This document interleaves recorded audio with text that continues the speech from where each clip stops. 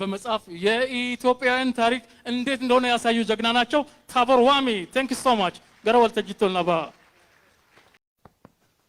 ሀዬ ዶክተር ኤሌሞ አሊ ሀጊዳረ ዱቢሱ osuma haasoynu weellistoota keenya hedduun hangafoonni keenya jechuudha. Weellisuu qofaa miti dandeettiin isaanii danuudha. Isaan keessa adeeroon Elemoo Alii tokko. Elemoo Alii wajjiruu biyya ormaa mukaacitaan naam mormaa biyya ofitti galee ilaala dachee isaatti ulfaadhu Elemoo Alii. Thank you so much. Murtii guutoo gara waltajjiitti ፎቶግራፍ ይነሳሉ ለማስታወሻነት ፎቶግራፍ ይነሳሉ መጽሐፉ ይመረቅ ሞዴሊስቷ ኪታብች ፊት ይኮቱ ሚኒስቴሮተ ፉልዱደ ጀልቀ ቢካይቲ አኒ ላኮሰላካ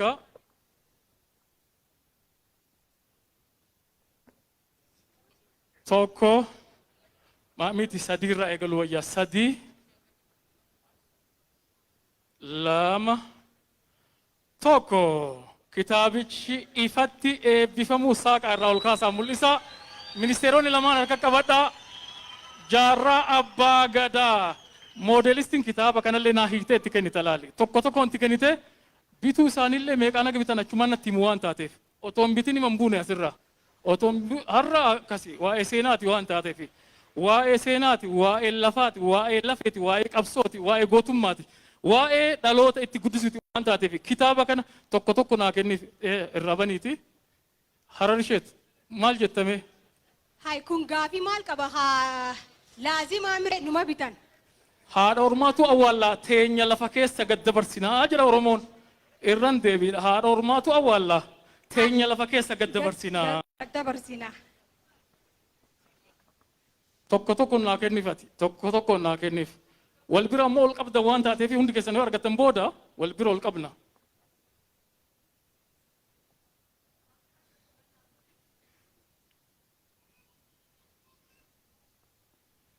كتابي والإنجليزي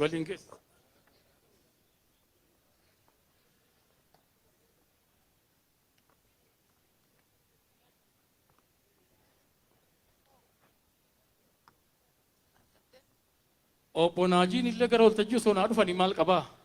Obbonajiin illee kaameraaf ammoo kitaabicha ol qabda waan na hoffolcha kitaaba hundi keessanuu argattanii galanni ka rabbi guddaatiidha asiin nu ga'eera waan taateef galata qabsaa'oo taati jennee alaali qabsoon diinagdeen anis jenneerra beekaa qabsoon guddinnaafisi sadii lama tokko kitaaba ol qabaati suuraa kaameraa fi viidiyoodhaaf jecha ulfaadha.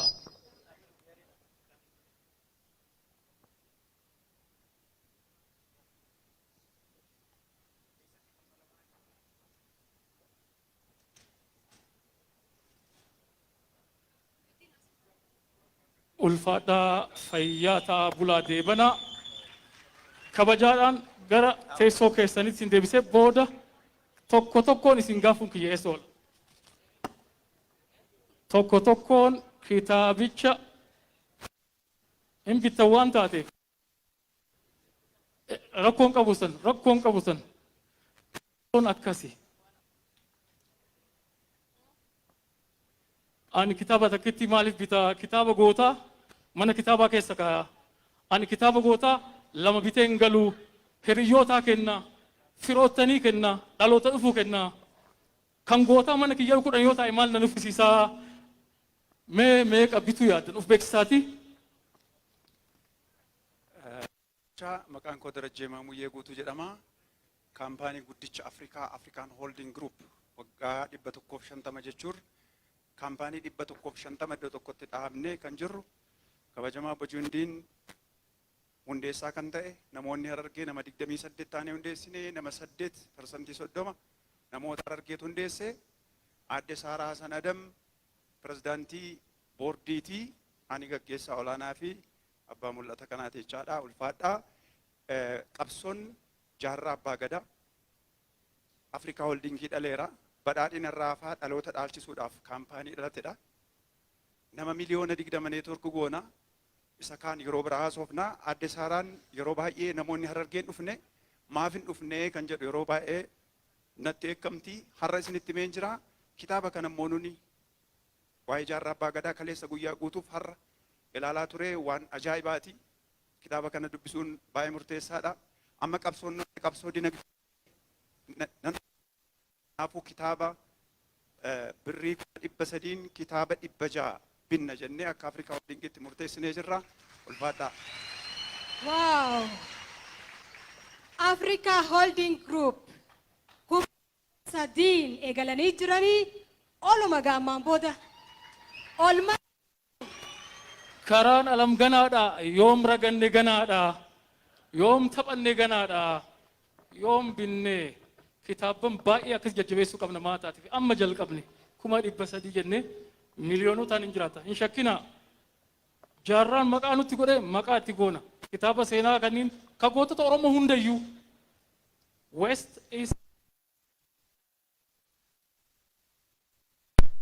ni egalame malee ganaadha warri qindeessitan babarreessaa hin dadhabina nutti as kannaa 300 Africa Holding Group egalee jira warri kaanoo akkam godhan laata birrii eessatti kafalla jedhanii kana gaafatan jiru eenyutti kafalla eenyurraa jirti ijoolleen qindeessitootaa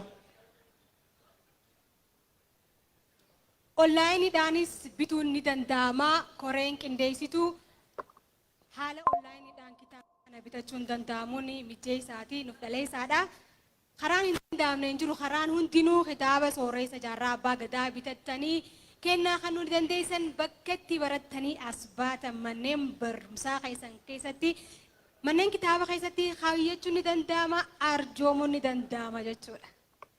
Laali nama dhuunfaa sooromsuu miti ogbarruu Oromoo seenaa Oromoo sooromsuudha cimsuudha bu'uura gaarii irra kaa'uudha waan taateef caalbaasiis hin qabna Harar qindeessitoonni irra naanna'aati namoota bituu barbaadan meeqaan haga bitan waadaa galanis harkaanis kennanii jiran waan taateef keessa deemaa sosocho'aa owwa kanallee furaa deemnaa miira ofirraa dafne seenaan nama tursiisullee pirootokooliin isaa akkuma jirti ta'ee jechaadha saffisaa harka saffisaa warri caalbaasii kitaaba qopheessan ammoo garan nu kottaa.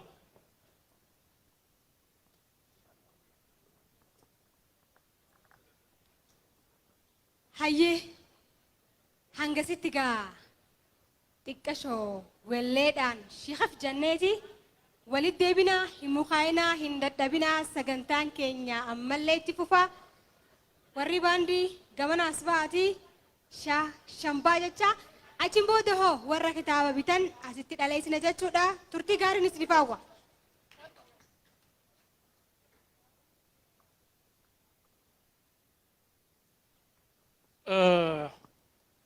Oromiyaa keessa bulchitoonni godinaa jiru beektanii godina hunda akka bulchanu dubartoonni 2 jiru garuu kanarra isin timu aadde Ikraam Xaahaa bulchituu godina Harargee Lixaati hamilee naa kennaaf. Kitaaba 10 birrii 50,000 dhuunfaadhaan bitanii jiran kitaaba 10 birrii 50,000 aadde Ikraam Xaahaa akka godinaatti miti isaanumatu bite waan taateef hamilee naa kennaafi. Injira laala yoom jalqabne ganaadhaa jechaa jirraa mi duratti hin jalqabne bar